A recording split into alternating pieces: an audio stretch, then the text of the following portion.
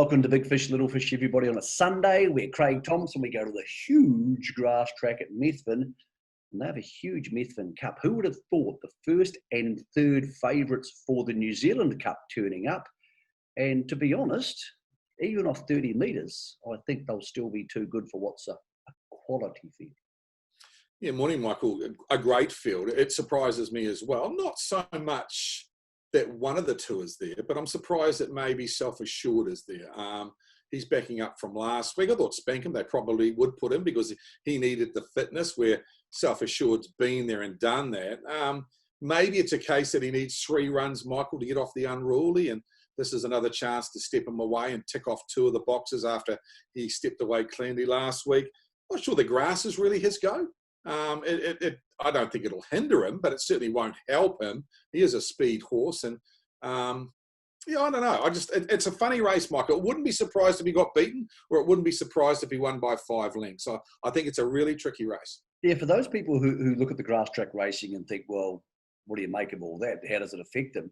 Over the course of the last 15 years, it hasn't tended to matter so much. The big stayers, Flashing Red and Smole, to have won this race, but they were horses who were always going to handle the grass. But Cruz Bromac won this race too, Craig. So I know what you're saying. I don't think it's a natural thing for him, but I think Methven's the best grass track in the country. So I'm willing to treat it like it's an all-weather track unless it gets wet. I think he'll win.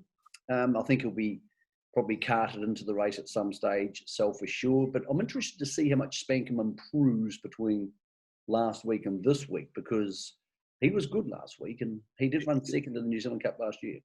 He was. He exceeded my expectations. I thought he would be pretty forward, but he took a long way to get run down by Self-Assured. I probably thought there was a little bit of value in the race, maybe not for a win in this race, but I did think DiCaprio has done enough on the all-weather tracks where basically all his form's been on grass, Michael.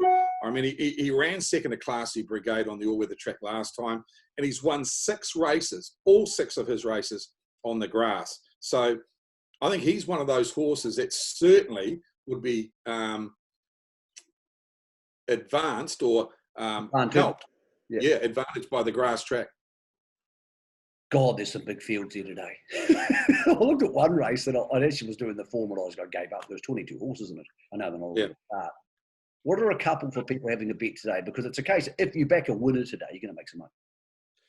A couple of things, Michael, just to let the viewers know too. The TAB are putting $10,000 into every first 4 today. So the pools, with 22 runners, they'll jackpot on numerous occasions. You end up with an enormous pool after 1 or 2 races haven't been struck. So that's good. And obviously the Brown Pup Punter of the Year competition is on there today. So that's going to have a lot of on-course betting as well, which will obviously enhance the pools even more. So look for it to be a good betting day today, Michael. Percentage bet's probably the way to play if you're playing into the first 4s and trifectas.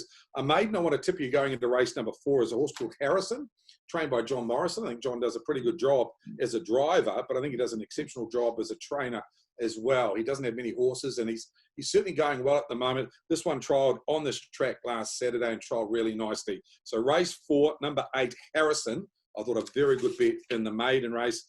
And Michael, in race number 5, I tipped you out one there a fortnight ago that got knocked over at Mott Cranbourne at about the 800-metre race. There was a bit of a concertina effect and unfortunately got knocked out of the race. I'd suggest you go again. I know Better Flies in there, a favourite of yours, but I like Cranbourne. Sheree Tomlinson picks up the drive in the junior drivers race. I think that's a huge advantage. Yeah, that won't do it any harm at all, will it, in a junior drivers race. Massive weekend of harness racing. Hope you've enjoyed it.